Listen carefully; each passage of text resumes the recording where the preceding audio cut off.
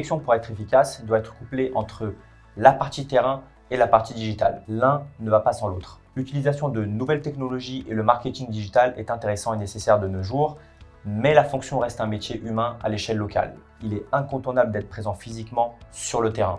Votre prospection active de terrain doit être régulière et non pas par à-coups.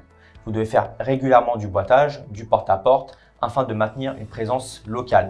Votre objectif doit être de connaître tout ce qu'il se passe dans le secteur, qui a un projet de vente, qui souhaite faire estimer son bien. Même lorsque vous êtes en session de boitage, il est important de discuter avec les propriétaires qui sont dans leur jardin, les passants d'une rue, les commerçants, etc. Vous devez être à l'affût de tout.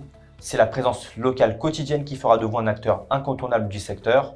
Votre rôle est de prendre un maximum d'informations en permanence.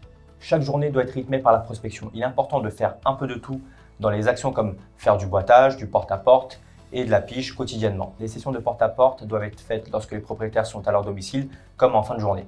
Lors de ces sessions, fixez-vous l'objectif de ne pas quitter le secteur tant que vous n'avez pas réussi à obtenir une estimation. Avec cet objectif en tête, vous allez concentrer votre cerveau sur les moyens permettant la réussite de celui-ci. N'oublie pas de t'abonner à notre chaîne pour ne manquer aucune de nos prochaines vidéos. Et surtout, pense à liker si le contenu te plaît. Dans les périodes où vous débutez l'activité ou lorsque vous n'avez plus de mandat en stock, il est primordial d'être la majorité de votre temps en prospection, et notamment sur le terrain, afin de reconstituer un nouveau stock de mandats. Les futurs mandats ne tomberont pas du ciel.